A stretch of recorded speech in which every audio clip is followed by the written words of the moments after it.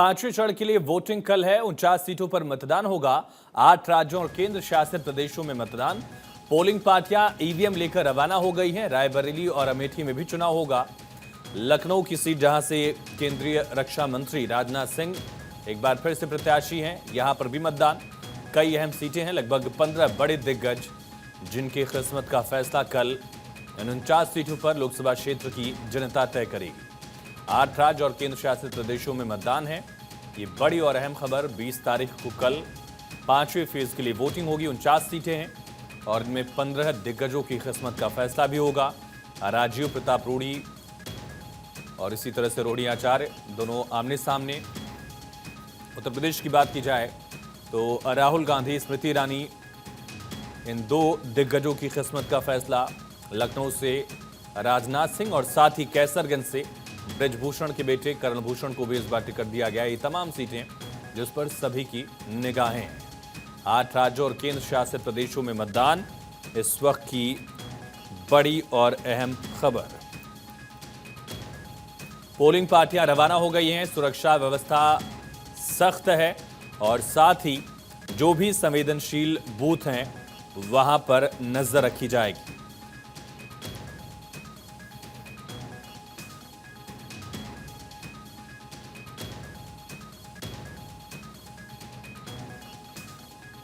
और हमारे साथ 2 सहयोगी लाइव कनेक्ट हो गए हैं। हमारे सहयोगी गौरव दिल्ली से और मुंबई से सत्य प्रकाश सोनी हमारे साथ जुड़े हुए हैं।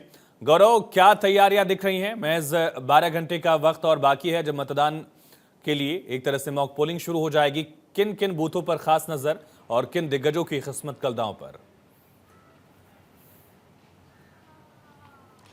बिल्कुल, देखिए, अगर 5वें चरण के इस चुनाव की बात करें तो बेहद दिलचस्प होगा। और खास करके अगर हम देखें इस 5वें चरण में तो बहुत सारे बड़े चेहरे ऐसे हैं जिनकी किस्मत दांव पर है। और खास करके अगर हम भारतीय जनता पार्टी की अगर बात करें तो 11 से 12 जो सांसद हैं उन्हीं को जो भारतीय जनता पार्टी ने दोबारा से टिकट दिया, उन पर विश्वास जताया है, उनकी भी किस्मत दांव पे है। और इसके अलावा अगर हम उत्तर प्रदेश की बात करें तो सबसे महत्वपूर्ण जो सीट है लखनऊ की, लखनऊ से राजनाथ सिंह लगातार जो है जीतते आए हैं।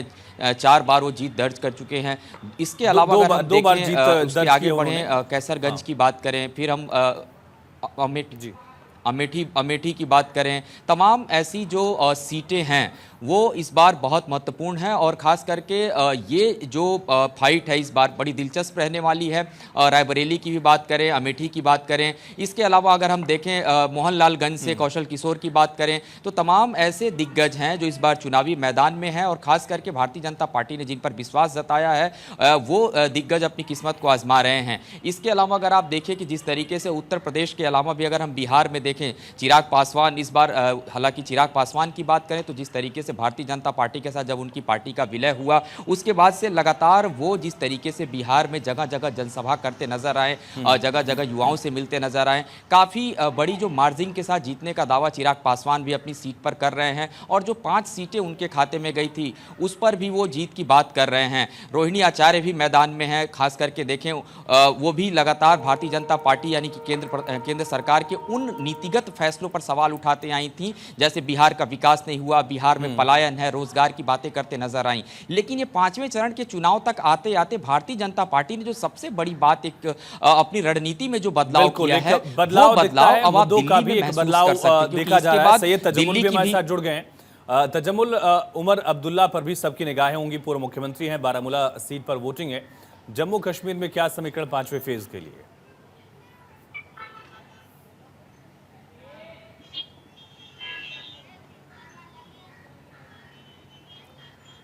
तजम्मुल, आवाज मिल रही है आपको मेरी?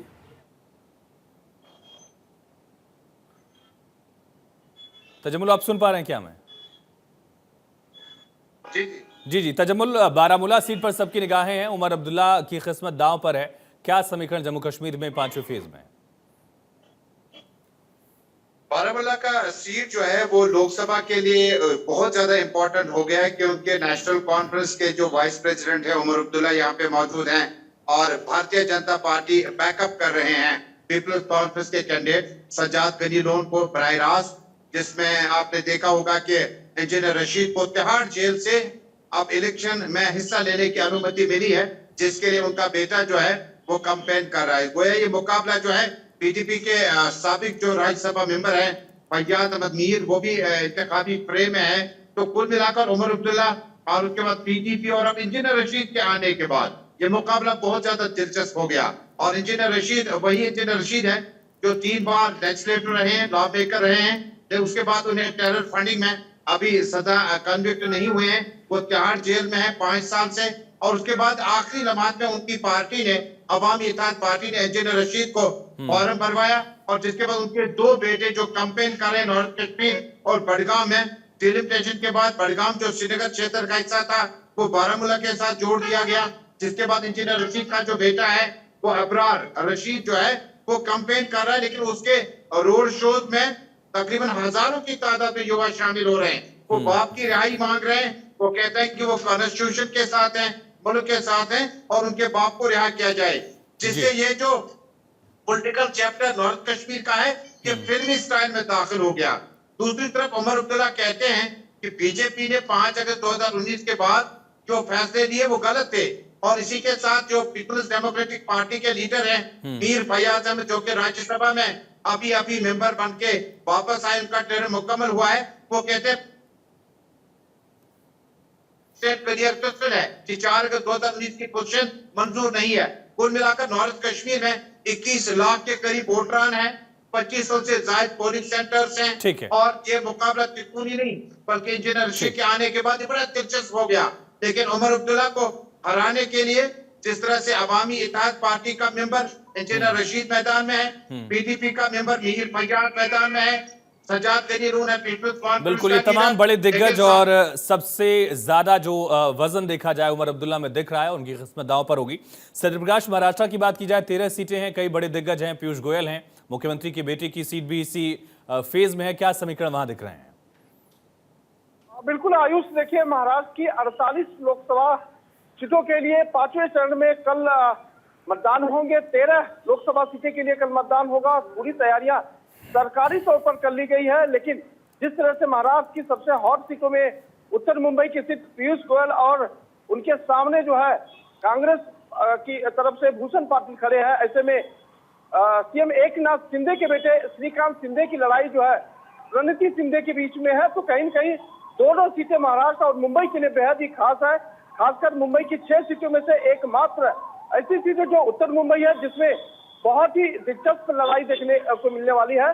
और लगातार लोगों को उम्मीद है कि जब यह मतदान होगा तो देखना यह होगा कि किस तरह से ज्यादा झुकान है, क्योंकि लगातार देखा जा रहा है कि उत्तर मुंबई में मराठी वर्सेस जो है गुजराती का यह मैदान हो गया है। और लगातार गुजराती मानुष जो है पूरी तैयारी में कि किस तरह से पीयूष गोयल को जितवाया जाए, क्योंकि उत्तर मुंबई में इसके पहले जो सांसद गोपाल शेट्टी रहे हैं उन्होंने गुजराती समाज के लिए बहुत ही ज्यादा बेहतर काम किया है।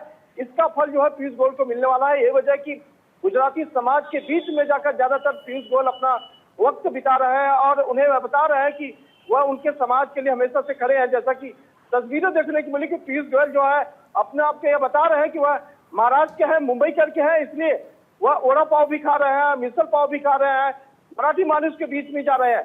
लेकिन वही अगर भूषण पाटिल की बात करें तो भूषण पाटिल कांग्रेस की तरफ से अपना पक्ष रहे हैं, जबकि भूषण पाटिल के साथ इस बार जो है शिवसेना यूबीटी का साथ है।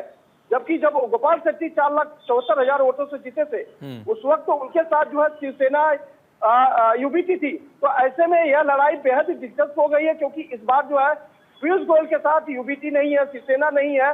अब ऐसे में देखना यह होगा कि जिस तरह से लगातार बिल्कुल एक दिलचस्प लड़ाई दिख रही है महाराष्ट्र की इन सीटों पर भी। बहुत शुक्रिया आप तीनों का तमाम जानकारी के लिए।